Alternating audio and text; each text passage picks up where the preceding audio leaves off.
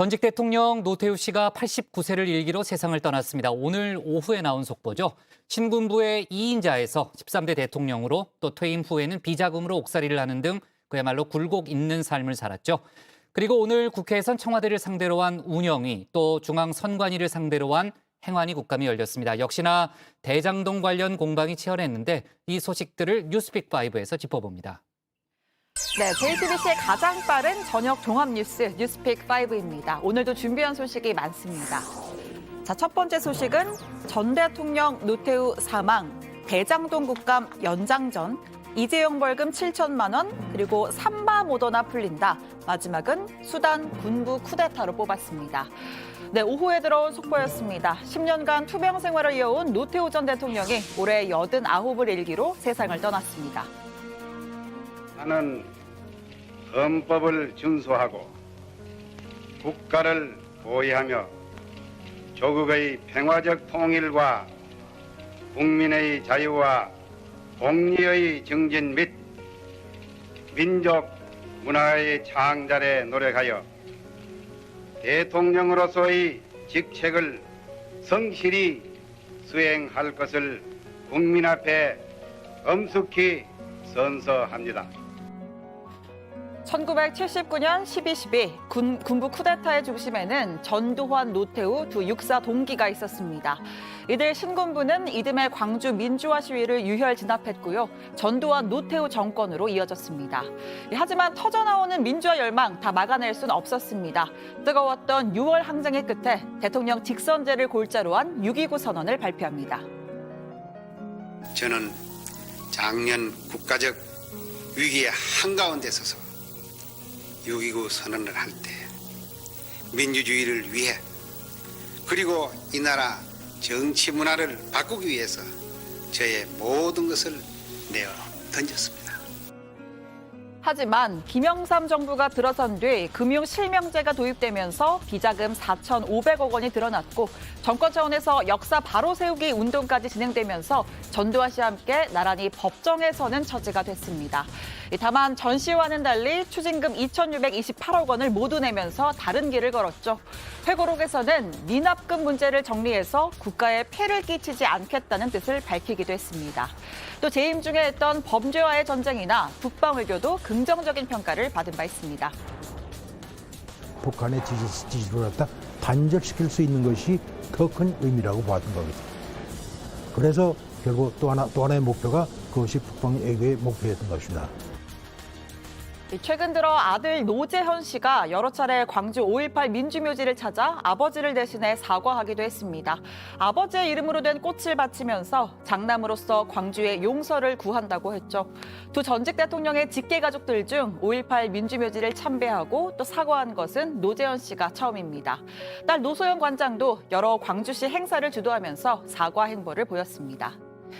자, 2002년 이 전립선암 수술 이후 투병 생활을 해온 고인은 최근 병세 악화로 서울대병원에 입원해 집중 치료를 받았다고 합니다. 제대로 말을 하지 못할 정도였다고 하죠. 결국 향년 89세로 생을 마감하게 됐습니다. 네, 오늘의 두 번째 픽은 대장동 국감 연장전입니다. 자, 오늘 국회에선 청와대를 상대로 한 운영위, 또 행안부와 중앙선거관리위원회를 상대로 한 행안위 국정감사가 열렸습니다. 이번에도 기승전 대장동이었죠. 먼저 운영위 국감장으로 가보겠습니다. 국민들 눈높이에 맞게 하고 이런 것들을 충분히 했음에도 불구하고 인터뷰 녹취 또는 유튜브 영상 제작 불가라는 그러한 지난 국감 내내 저희가 이걸 가지고 싸우지 않았습니까? 다른 상임위에서 없었다니요. 이거 가지고 파행을 몇 번을 했는데요. 이거를 굳이 앞에다 편말을 걸고 마스크를 착용하고 리본을 달고 함으로 인해서 청와대는 가장 높은 곳에서 가장 낮은 목소리 그 어떤 것도 다 들어야 됩니다. 그리고 이 대장동 사건은 지금 다들 보셨겠지만 부동산과 관련된 것이고 국민의 최고 관심사 문제입니다. 네, 청와대 국감 제대로 시작조차 못한 채 중단되고 말았습니다. 국민의힘 의원들의 근조 리본과 마스크가 도화선이 됐죠. 국감장이 상갓집이냐라는 민주당, 또 민주당을 향한 조의 표시다라는 국민의힘이 맞붙었습니다. 대통령을 향해서 특검 주장하는데 이거 못할 일입니까? 뭐 이 정도도 못 봐주겠다는 거예요? 자신이 없구만 민주당이. 근조리보는 상갓집에 살든가 큰 상을 당했을 때 다는데 저는 올 국민의힘에 무슨 큰 상을 당했나 지금 문상을 가야 되나 이런 생각을 했습니다. 아니면 국민의힘이 올 해체되는 어떤 슬픈 일이 있는가 이렇게 보여지는 거죠. 국민의 70%가 지금 특검을 요구하고 있습니다. 그걸 또 깔아뭉개고 있는 민주당에 대한 조의를 표하는 바입니다. 특검법은 국회에서 발의하지만은 특별검사는 대통령이 임명하는 겁니다. 또 국민의힘은 인터뷰 녹취 및 뉴스, 유튜브 영상 재생이 불가능하다는 통보를 받았다면서 문제를 제기했습니다. 민주당의 반대로 증인 한 명 채택하지 못했는데 자료조차 쓸 수 없도록 손발을 묶었다라는 항의였죠. 아마 대장동 관련 여러 녹취 자료를 준비한 듯합니다. 사장님이나 저는 뭔 빼기 있습니까? 이 정도 감추는 거 아닙니까? 너무 순진하다. 너무 모릅니다. 아니 그게 뭐 지 거야 원래? 그건 주고 말고 할 거야. 시장님 명을 받아서 한 거 아닙니까? 대신 저기 그럼 시장님 얘기입니다. 네, 여기서 말하는 시장님은 당시에 성남시장이던 민주당 이재명 후보를 지칭하죠. 민주당은 인터뷰 녹취 또는 유튜브 영상 재생 못하게 하고 국민의힘이 검경 수사가 제대로 되지 않는 것에 대해서 따지는 것에 대해서는 도대체 용납이 안 되는 겁니까? 이러니까 내로남불 정당이라고 하는 것입니다. 대통령 선거와 관련한 이슈 싸움을 하는 장소는 아니지 않습니까?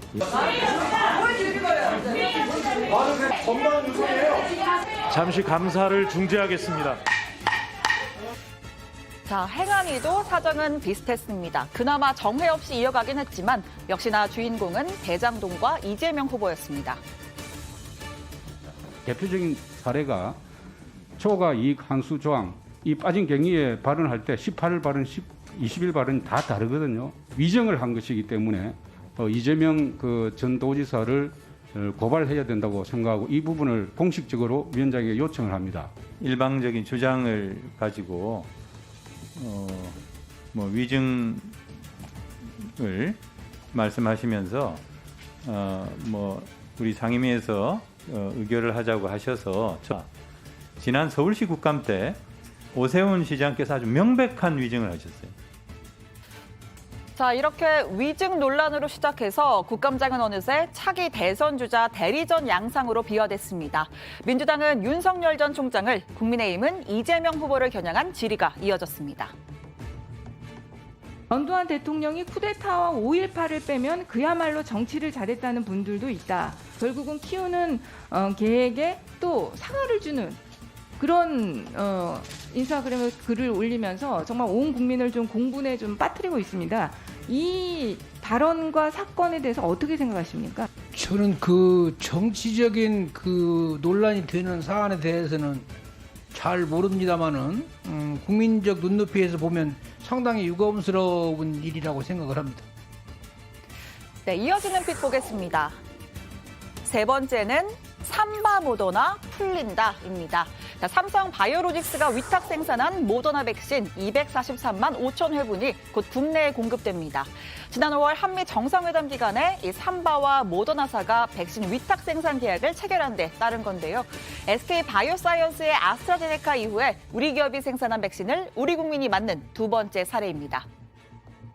국내 생산 백신의 국내 공급을 위해 민관이 함께 지속적으로 협력한 성과입니다. 문해적으로는 코로나19 대응 역량을 더욱 강화하는 한편 전 세계 백신 공급에 기여하는 백신 허브로 자리매김하는 계기가 될 것입니다. 네, 이 삼바가 공급하는 모더나 백신 4분기 신규 및 2차 접종, 또 고위험군을 대상으로 한 부스터샷에 활용될 예정입니다. 오늘 기준 1차 접종률은 79.5%, 2차 접종 완료율은 70.9%인데요. 신규 확진자 수도 3주 연속 완만한 감소세를 보이고 있습니다. 자, 오늘의 네 번째 픽은 이재용 벌금 7천만 원입니다. 프로포폴을 불법 투약한 혐의로 기소된 이재용 삼성전자 부회장에게 1심 재판부가 벌금 7천만 원을 선고했습니다. 검찰의 구형과 같은 형량인데요.